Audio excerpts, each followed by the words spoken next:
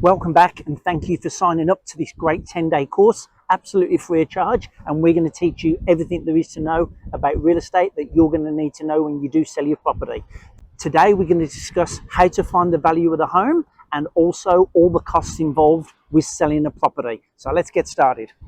There are three methods of determining the value of your home. The first one is a curbside appraisal. We've actually got one on our website where you put your address in and the computer will give you an idea of basically what your home's worth.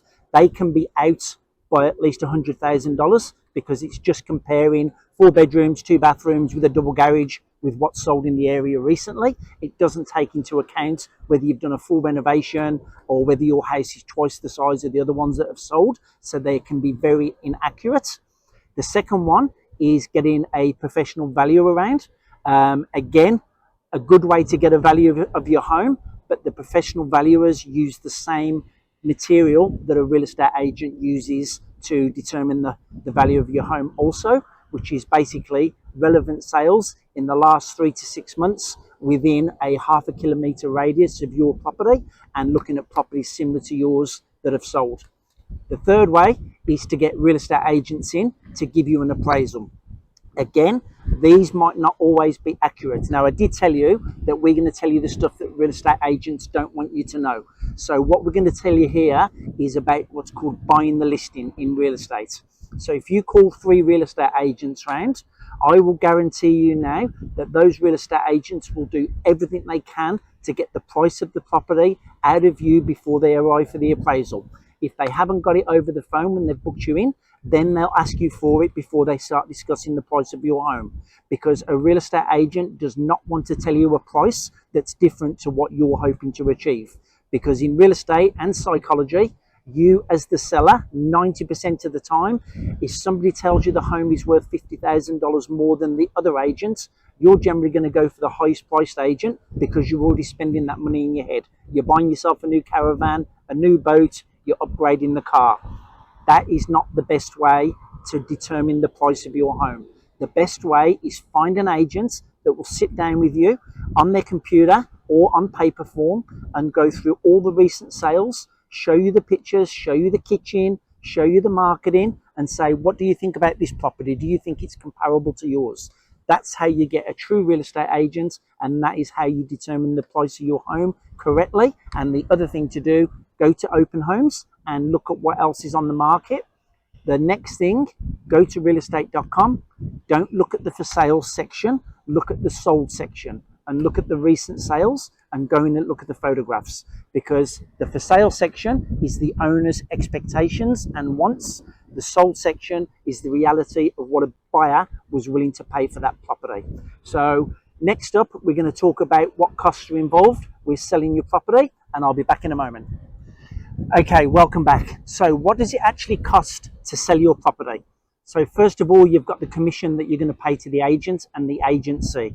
Now, before December 2014, all commissions were fixed, and it was 5% to the first 18,000 and 2.5% to the remainder.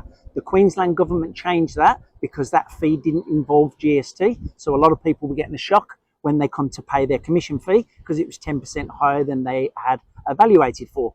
So they changed it where commissions now have to be either a fixed price or a percentage of the sale price, including GST.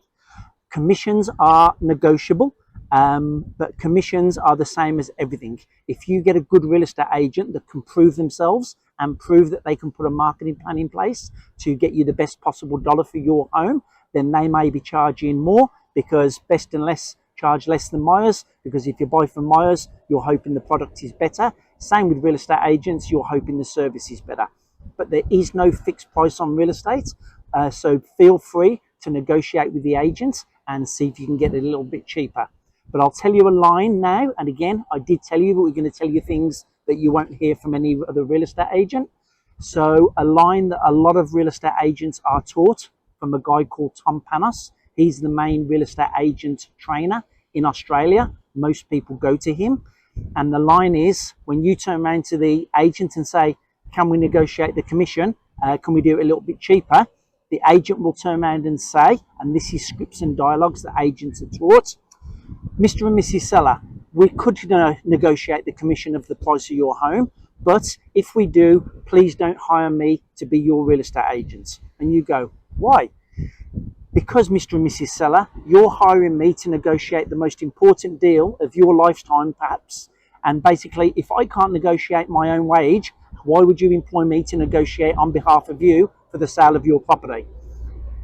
If you're not happy with my performance come settlement day, we'll talk about it. And then you put your hand out, and psychology, the other person puts their hand out and you shake on it and you sign up at the 2.8 or 2.9% that you've agreed. And that's how real estate agents get you to sign up for a higher fee. So don't fall for that one. Next of all, let's talk about the marketing. Marketing is not paid to the real estate company. It is paid into their trust accounts, and then they use that marketing money to pay off realestate.com, domain, the photographer, the guy that supplies the floor plan, whatever it is marketing that you've signed up for. It is illegal in Queensland for real estate agencies to actually make money from the marketing. Every cent that you pay to the agent should go and be spent on the marketing for your property. And if it's not spent, it should be returned to you at settlement. So always ask for an itemized invoice. So when the bill comes in for realestate.com for whatever, number 20 Ewell Avenue, and realestate.com send their bill, it is itemized 20 Ewell Avenue, 1,700 and whatever it is dollars. So you can ask for all those receipts, because I will guarantee you now there is agencies out there that are putting $1,000, $1,500, $2,000 on top of their marketing plans. So they've made a killing before they even put your property on the market. So watch out for that one. The next thing to talk about is your conveyancer fees. So you will need a conveyancer when you're selling, unless you've got a legal background. You don't have to have one. There's no law to say you have to have one. And when you're selling, you're looking at between $800 and $1,000 for a conveyancer. People often ask me, how much stamp duty do I have to pay when I'm selling? Well, you don't. Only the buyer pays stamp duty. So you've got your conveyancing fees.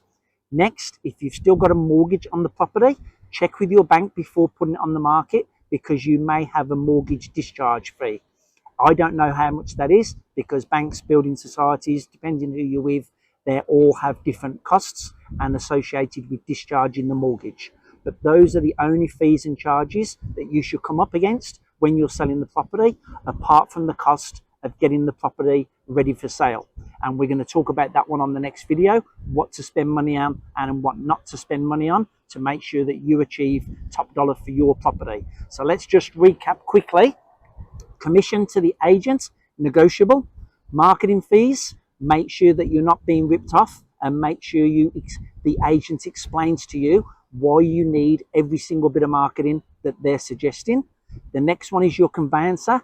Get your conveyancer lined up before you go to market, because there may be some special conditions that's required in your contract that the agent's not going to know about. And basically, when it goes off to the conveyancer, it's then a legal document and it cannot be changed unless the buyer and seller both agree to that. Lastly, check with your bank about your mortgage discharge fees. I'll see you on the next video. Thanks, guys.